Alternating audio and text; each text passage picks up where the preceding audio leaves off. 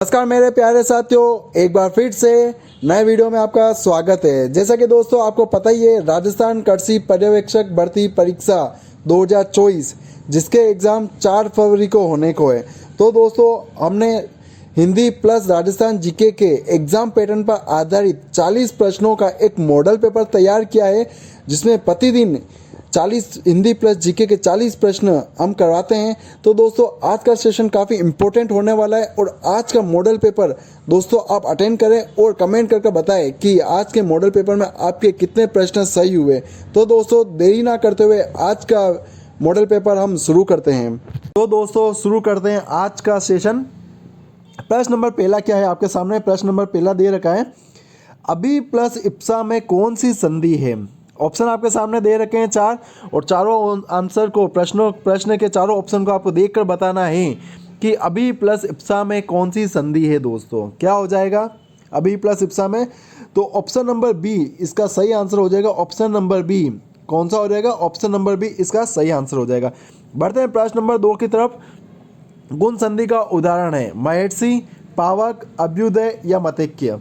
तो दोस्तों क्या हो जाएगा कि गुण संधि का उदाहरण इसमें से कौन सा हो जाएगा? आपको आंसर बताना है। कमेंट करके बताओ दोस्तों कि गुण संधि का उदाहरण किस में है? महर्षि में, पावक में, अभ्युदय में या मतैक्य में? तो किस में हो जाएगा? महर्षि में। महर्षि में गुण संधि का उदाहरण है। इसी प्रकार अपन बढ़ते हैं प्रश्न नंबर 3 की तरफ। पुनरुक्ति सूचक शब्दों का प्रयोग किस समास में हुआ है? पुनरुक्ति सूचक शब्दों का प्रयोग किस समास में होता है? अव्ययीभाव समास में, द्वंद्व समास में, तत्पुरुष समास में या कर्मधारय समास में? दोस्तों किस समास में होता है पुनरुक्ति सूचक शब्दों का प्रयोग? कमेंट करके बताओ दोस्तों क्या होगा प्रश्न नंबर तीसरा का सही आंसर। तो प्रश्न नंबर तीसरा का सही आंसर हो जाएगा ऑप्शन नंबर ए, अव्ययीभाव समास। दोस्तों अव्ययीभाव समास में पुनरुक्ति शब्द की बहुरावती होती है। बढ़ते हैं प्रश्न नंबर 4 की ओर। प्रश्न नंबर 4 क्या है? निर्विकार में कौन सा समास है? निर्विकार में कौन सा समास है? द्वंद्व समास, द्विगु समास, अव्ययीभाव समास या बहुव्रीहि समास? कौन सा समास हो जाएगा निर्विकार में? बताओ दोस्तों कौन सा समास हो जाएगा? इसमें हो जाएगा अपने अव्ययीभाव समास हो जाएगा। कौन सा समास हो जाएगा? प्रश्न नंबर 4 का ऑप्शन नंबर सी, अव्ययीभाव समास हो जाएगा। बढ़ते हैं प्रश्न नंबर 5 की तरफ। दोस्तों कमेंट करके जल्दी से जल्दी इन प्रश्नों के आंसर दो ताकि आप अपना लेवल जा सकते हैं। बढ़ते हैं प्रश्न नंबर 5। निम्न में से किसमें अधि उपसर्ग नहीं है? आपको बताना है कि निम्नलिखित में से किसमें अधि उपसर्ग नहीं है। पहला ऑप्शन अध्यक्ष, अधीक्षक, अधिगत या अधीर। कौन से शब्द में उपसर्ग नहीं है? कौन सा उपसर्ग? अधि उपसर्ग।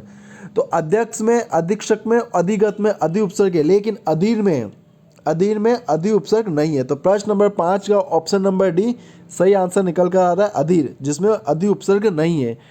प्रश्न नंबर 6, किस शब्द में अकड़ प्रत्यय का प्रयोग नहीं है? किस शब्द में अकड़ प्रत्यय का प्रयोग नहीं किया गया है? पियक्कड़ में, फुहड़ में, कुदक्कड़ में या नच्चक्कड़ में? दोस्तों किस में नहीं किया गया? दोस्तों चारों ऑप्शन इतने इजी दे रखे हैं, आप इजीली बता सकते हो कि किस शब्द में अकड़ प्रत्यय का प्रयोग नहीं किया गया। पियक्कड़, कुदक्कड़, नच्चक्कड़ में अकड़ प्रत्यय का प्रयोग किया गया, लेकिन फुहड़ में अकड़ प्रत्यय का प्रयोग नहीं किया गया है। बढ़ते हैं प्रश्न नंबर 7 की तरफ। अगम और आगम का उपयुक्त अर्थ क्या है? अगम और आगम का उपयुक्त अर्थ क्या है? पहला ऑप्शन हो जाएगा जाना संभव नहीं है या आगमन पुराण।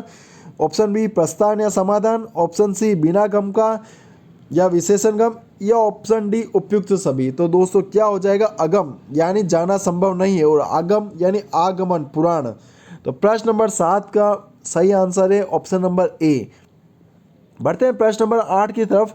निम्नलिखित में से कौन सा शब्द बाल का पर्यायवाची नहीं है? आपको बताना है प्रश्न नंबर 8 में कि कौन सा शब्द बाल का पर्यायवाची नहीं है। कौन सा शब्द बाल का पर्यायवाची नहीं है? दोस्तों कच, सिकी, कुत्तल या अलग। तो क्या होगा दोस्तों इसका सही आंसर? सिकी। ऑप्शन नंबर बी है जो दोस्तों सिकी वो बाल का पर्यायवाची नहीं है। बाकी कच, कुत्तल, कुंतल और अलग ये तीनों ही ऑप्शन, कच, कुंतल, अलग, ये तीनों ही ऑप्शन बाल के पर्यायवाची है। अगला प्रश्न क्या है? प्रश्न नंबर 9। क्षणिक का सही विलोम है दोस्तों। क्षणिक क्षणिक का सही विलोम है? शाश्वत, नश्वर, सनातन या अमर? क्या हो जाएगा क्षणिक का सही विलोम? तो इसका सही विलोम हो जाएगा, इसका सही आंसर निकल कर आ रहा है ऑप्शन नंबर ए शाश्वत। क्या हो जाएगा इसका सही विलोम शब्द? शाश्वत हो जाएगा। प्रश्न नंबर 10। प्रश्न नंबर 10 क्या है? वह स्थान जहाँ धरती और आसमान मिलते हुए दिखाई देते हैं। दोस्तों यह प्रश्न शायद मेरे ख्याल से कल भी रिपीट हुआ था कि वह स्थान जहाँ धरती और आसमान मिलते हुए दिखाई देते हैं क्या कहलाता है? व्योम, अंतरिक्ष, ब्रह्मांड या क्षितिज? क्या कहलाता है? तो इसका सही आंसर हो जाएगा, सही आंसर निकल कर आ रहा है क्षितिज। कि वह स्थान जहाँ धरती और आसमान मिलते हुए दिखाई देता है वह कहलाता है क्षितिज। बढ़ते हैं प्रश्न नंबर 11 की तरफ। प्रश्न नंबर 11, निम्नलिखित में से शुद्ध वर्तनी वाला शब्द कौन सा है? कौन सा शब्द जो सही लिखा गया है?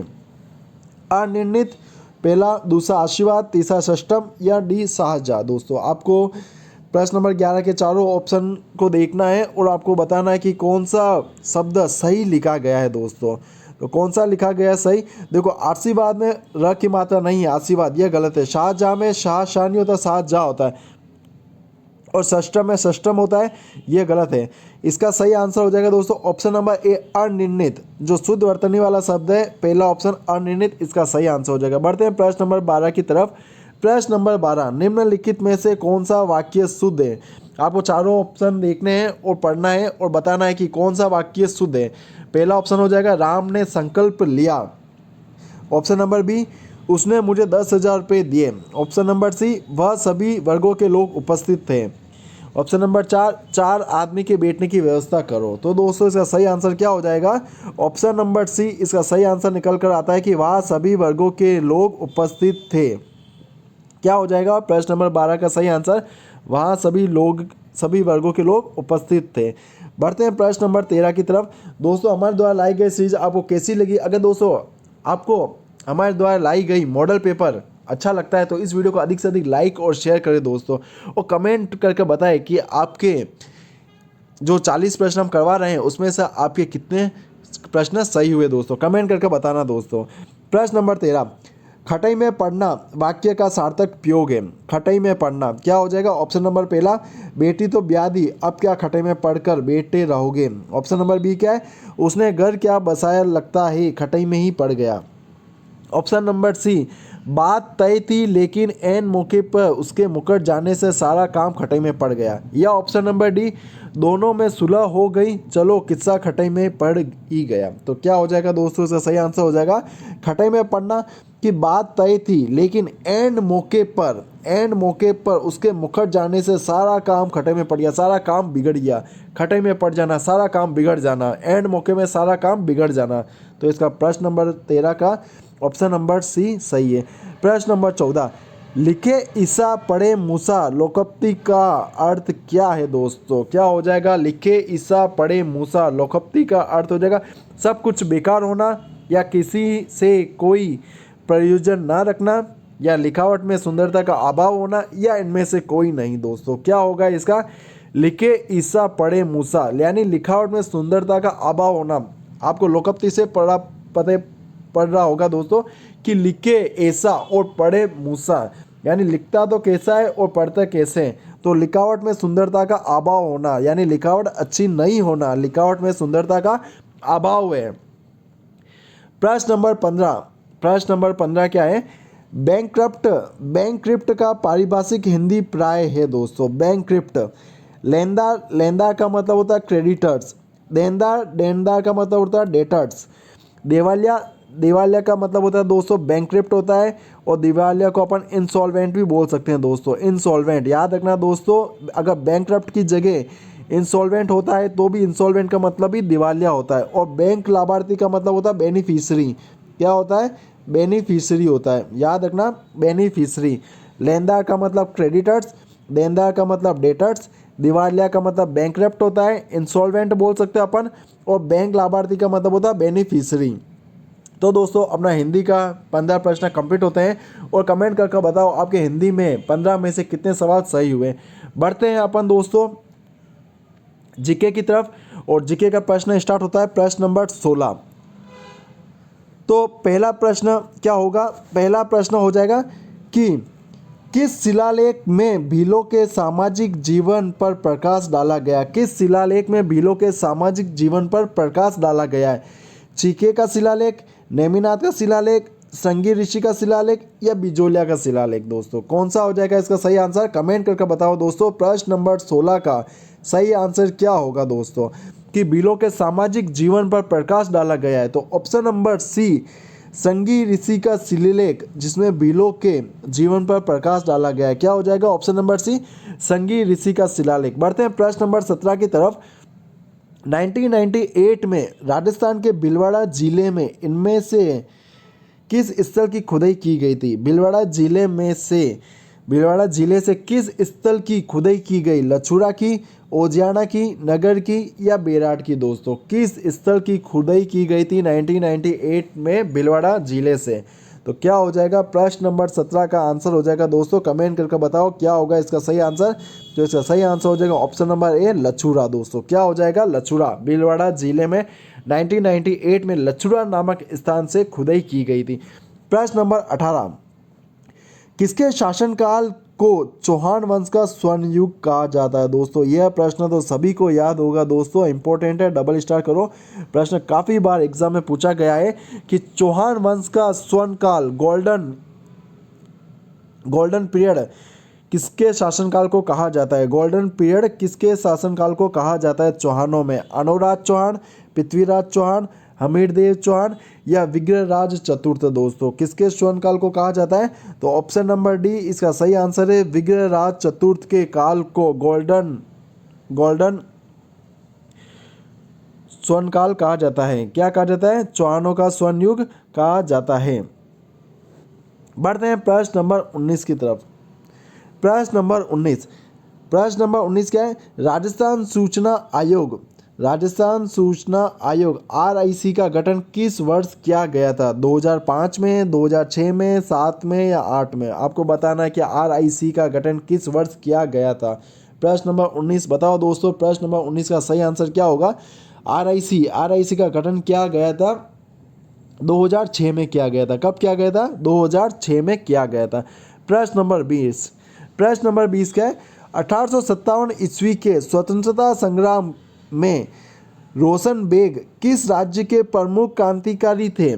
1857 के समय स्वतंत्रता संग्राम के दौरान रोशन बेग किस राज्य के प्रमुख क्रांतिकारी थे? जोधपुर के, अजमेर के, कोटा के या चित्तौड़गढ़ के? दोस्तों किस राज्य के क्रांतिकारी थे रोशन बेग? बताओ दोस्तों, कमेंट करके इसका सही आंसर बताओ। प्रश्न नंबर 20 दोस्तों, एग्जाम बहुत ही नज़दीक है आपके और आपको बताना है इसका आंसर कि प्रश्न नंबर 20 का सही आंसर क्या होगा दोस्तों। रोशन बेग जो कोटा के क्रांतिकारी थे दोस्तों। कहाँ के क्रांतिकारी थे? कोटा के क्रांतिकारी थे। प्रश्न नंबर 21 क्या है? मेवाड़ के किस महाराणा को Order of the Crown of India की पदवी दी गई थी? Order of the Crown of India, क्या Order of the Crown of India की पदवी दी गई थी मेवाड़ के किस महाराणा को? जगत सिंह जी को, महाराणा प्रताप को, महाराणा कुंभा को या महाराणा फतेह सिंह जी को? किसको दी गई? तो क्या हो जाएगा दोस्तों इसका सही आंसर हो जाएगा मेवाड़ के महाराणा फतेह सिंह जी को। मेवाड़ के महाराणा फतेह सिंह जी को Order of the Crown of India की पदवी दी गई थी। किनको दी गई थी? महाराणा फतेह सिंह जी को। बढ़ते हैं प्रश्न नंबर 22 की तरफ। प्रश्न नंबर 22 क्या है? प्रश्न नंबर 22 है दोस्तों, जयपुर के राजा ईश्वर सिंह के समय का वह चित्रकार जिसने आदमकद चित्र बनाकर चित्रकला की नई परंपरा डाली थी। दोस्तों क्या था? जयपुर के राजा ईश्वर सिंह के समय आदमकद चित्र बनाकर चित्रकार की नई परंपरा किसने डाली दी थी? ऑप्शन पहला है नूरुद्दीन ने, कृपाराम ने, बलदेव ने या साहिबा राम ने? दोस्तों क्या होगा दोस्तों, कमेंट करके बताओ आंसर क्या होगा इसका सही आंसर। तो प्रश्न नंबर 22 इसका सही आंसर हो जाएगा अपने साहिबा राम जो चित्रकार थे जयपुर के। कौन थे? साहिबा राम जयपुर के चित्रकार थे। प्रश्न नंबर 23 क्या है?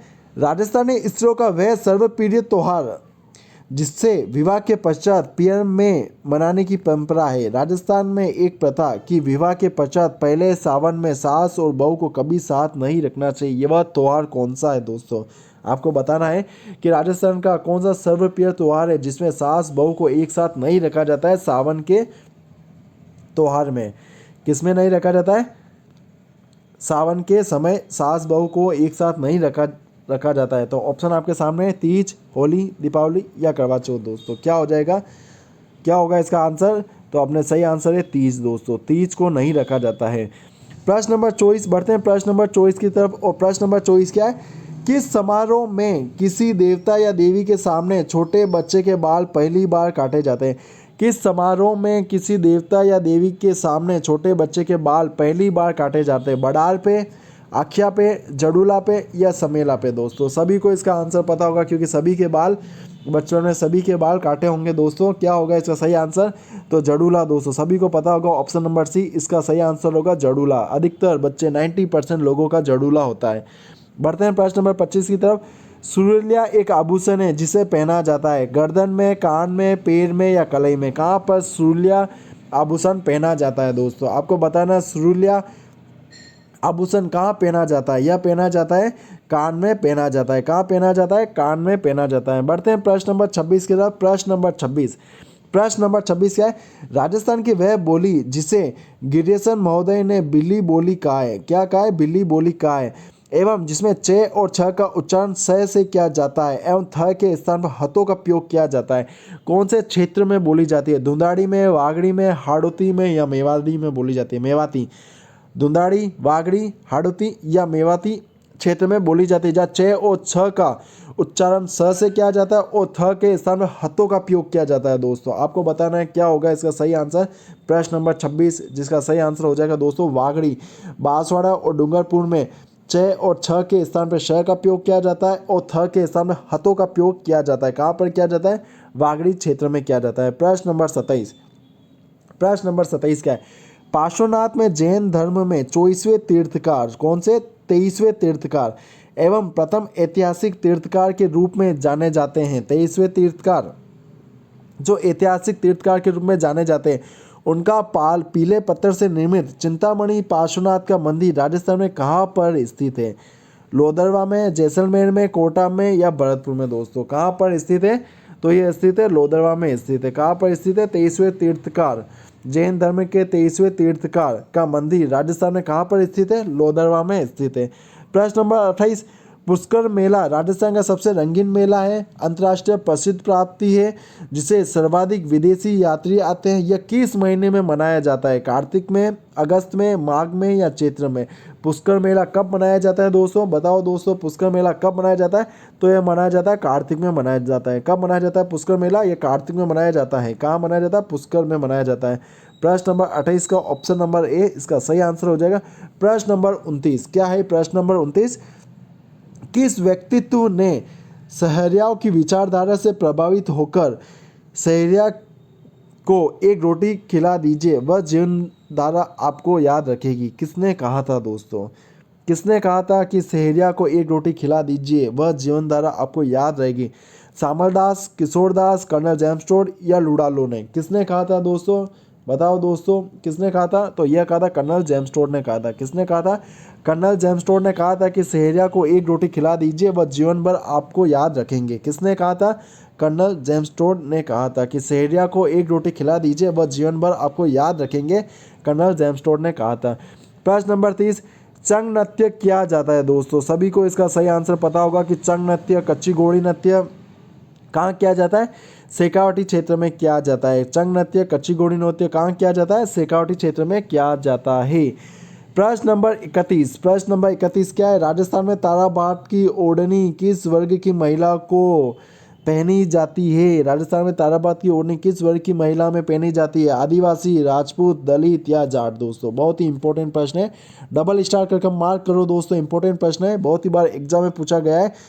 किस महिला में पहनी जाती है? यह पहनी जाती है ताराबात की ओढ़नी आदिवासी महिलाओं में पहनी जाती है दोस्तों। किसमें पहनी जाती है? आदिवासी महिलाओं में पहनी जाती है। प्रश्न नंबर 32 राजस्थान की प्रसिद्ध ब्लू पोट्री की दस्तकारी का उद्भव कहाँ से हुआ है? कश्मीर से, पासिया से, अफगानिस्तान से या सिंध से? कहाँ से हुआ है ब्लू पोट्री का दस्तकारी? तो इसका सही आंसर हो जाएगा दोस्तों पासिया ईरान से ब्लू पोट्री का उद्भव हुआ है। प्रश्न नंबर 33 राजस्थान में सर्वाधिक महिला साक्षरता किस जिले में पाई जाती है? राजस्थान में सर्वाधिक महिला साक्षरता किस जिले में पाई जाती है? जयपुर में, दौसा में, कोटा में या भरतपुर में दोस्तों? किस जिले में पाई जाती है? तो सभी को पता होगा दोस्तों, कोटा जिले में सर्वाधिक महिला साक्षरता पाई जाती है। कौन से जिले में सर्वाधिक महिला साक्षरता? कोटा जिले में पाई जाती है। बढ़ते हैं प्रश्न नंबर 34 की तरफ। प्रश्न नंबर 34, राजस्थान का कौन सा शहर पीले पत्थर या येलो स्टोन के व्यवसाय के लिए प्रसिद्ध है? पीला पत्थर या येलो स्टोन, कोटा, जैसलमेर, अजमेर या चित्तौड़गढ़? बताओ दोस्तों, कौन सा शहर पीले पत्थर के लिए प्रसिद्ध है? कौन सा शहर हो जाएगा?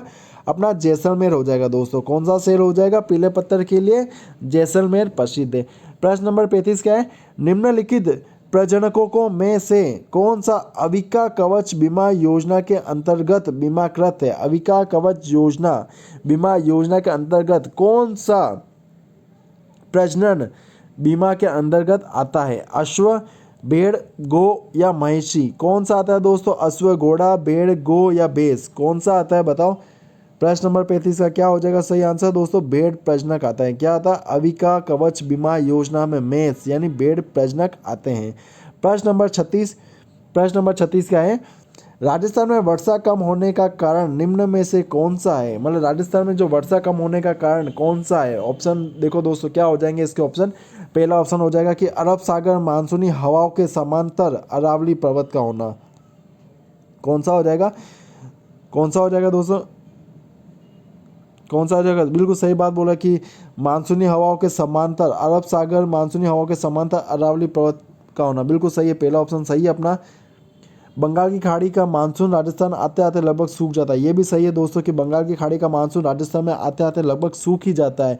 ऑप्शन बी भी सही है। ऑप्शन नंबर सी क्या है? राजस्थान में अत्यधिक गर्मी के कारण मानसूनी हवाओं की आर्द्रता नष्ट हो जाती है। अत्यधिक गर्मी के कारण मानसूनी जो आर्द्रता होती है वो आर्द्रता क्या हो जाती है? नष्ट हो जाती है। ऑप्शन नंबर सी भी सही है दोस्तों। ऑप्शन नंबर डी इसका करेक्ट आंसर हो जाएगा। ऑप्शन नंबर डी कि राजस्थान में वर्षा कम होने का कारण क्या है? अरावली पर्वतमाला का समांतर होना, अरब सागर की मानसूनी हवाओं के, अरावली पर्वतमाला का ऊंचाई अधिक होना, दूसरी बंगाल की खाड़ी का मानसून में राजस्थान में आते आते लगभग सूख जाती है और मानसूनी हवाओं की आर्द्रता नष्ट हो जाती है। राजस्थान में जो गर्मी के कारण जो मानसूनी हवाओं की आर्द्रता क्या हो जाती है? नष्ट हो जाती है। तो उपयुक्त ऑप्शन सभी सही है। प्रश्न नंबर 37, प्रश्न नंबर 37 क्या है? राजस्थान की नदियाँ और उनके झीलों के संदर्भ में असंगत कथन बताइए दोस्तों। कौन सा कथन गलत हो जाएगा? आपके सामने नदियाँ दे रखी है और उनसे संबंधित झीलें दे रखी है। माही नदी बांसवाड़ा और डूंगरपुर, माही नदी बांसवाड़ा और डूंगरपुर, बिल्कुल सही बात है। माही नदी बांसवाड़ा और डूंगरपुर में बहती है। लूनी नदी अजमेर और जोधपुर, यह भी सही है दोस्तों। लूनी नदी अजमेर और जोधपुर में बहती है। बनास नदी भीलवाड़ा और टोंक, यह भी सही है कि बनास नदी भीलवाड़ा और टोंक में बहती है। चंबल नदी दोस्तों, चंबल नदी कोटा में तो बहती है लेकिन भीलवाड़ा में नहीं बहती है दोस्तों। कोटा में बहती है, भीलवाड़ा में नहीं बहती है। तो ऑप्शन नंबर डी इसका गलत आंसर क्या हो जाएगा? ऑप्शन नंबर डी भीलवाड़ा में नहीं बहती है दोस्तों। ऑप्शन नंबर डी गलत हो जाएगा। प्रश्न नंबर 37 का ऑप्शन नंबर डी भीलवाड़ा में नहीं बहती है दोस्तों। प्रश्न नंबर 38 क्या है? प्रश्न नंबर 38, निम्न में से राजस्थान का कौन सा भौतिक विभाग गोंडवाना लैंड का हिस्सा है? कौन सा क्षेत्र गोंडवाना लैंड का हिस्सा है? उत्तर पश्चिमी हिमाचल प्रदेश या पूर्वी मैदानी भाग या सी सीमावर्ती इलाके या ऑप्शन नंबर डी मध्यवर्ती अरावली पर्वतीय प्रदेश? कौन सा क्षेत्र गोंडवाना लैंड का हिस्सा है? तो क्या हो जाएगा दोस्तों? सही आंसर निकल कर आता है ऑप्शन नंबर डी मध्यवर्ती अरावली पर्वतीय प्रदेश जो गोंडवाना लैंड का हिस्सा है। सेकंड लास्ट प्रश्न दोस्तों आज का। प्रश्न नंबर 29, निम्नलिखित में से पश्चिमी राजस्थान में सिंचाई हेतु किस नहर परियोजना का विकास किया गया है? राजस्थान में पश्चिमी राजस्थान में सिंचाई हेतु किस नहर योजना का विकास किया गया है? इंदिरा गांधी नहर परियोजना, चंबल नहर परियोजना, सोम कमला अंबा नहर परियोजना या गुड़गांव नहर परियोजना? दोस्तों कौन सी नहर का सिंचाई हेतु पश्चिमी राजस्थान में सिंचाई हेतु किया गया दोस्तों? तो सही आंसर इसका निकल कर आता है दोस्तों, सभी को पता होगा इंदिरा गांधी नहर परियोजना जो अपने पश्चिमी राजस्थान में बहती है, जबकि चंबल नहर परियोजना अपना हाड़ौती क्षेत्र में और सोम कमला अंबा परियोजना यह बहती है बांसवाड़ा और डूंगरपुर में। तो इसका सही आंसर है अपना प्रश्न number option number A Indira Gandhi नहर परियोजना। प्रश्न नंबर 40, निम्नलिखित में से कौन सा कार्य वन्य जीव एवं जैव विविधता संरक्षण में बाधक है? ऑप्शन आपके सामने, वनमूलन कारण, ऑप्शन बी वनारोपण कारण या सी अभ्यारण्यों की स्थापना करना या ऑप्शन नंबर डी राष्ट्रीय उद्यान की स्थापना करना? कौन सा हो जाएगा आंसर इसका सही? प्रश्न नंबर 40 का, प्रश्न नंबर 40 इसका सही आंसर हो जाएगा वनोन्मूलन करना। कौन सा हो जाएगा? वनोन्मूलन करना। तो निम्नलिखित में से कौन सा कार्य वन्य जीव एवं जैव विविधता संरक्षक में बाधक है? कौन सा हो जाएगा? वनोन्मूलन करना। दोस्तों क्या हो जाएगा? ऑप्शन नंबर ए, वनोन्मूलन करना। दोस्तों हमारा आज का सेशन कंप्लीट हो चुका है और कमेंट करके बताओ दोस्तों आपके आज के 40 प्रश्न हिंदी प्लस जीके में, जिसमें 15 हिंदी के 15 और जीके के 25 सवाल, टोटल 40 प्रश्न में से आपके कितने प्रश्न सही हुए दोस्तों? कमेंट करके बताओ। तो दोस्तों आज का सेशन को यही समाप्त करते हैं।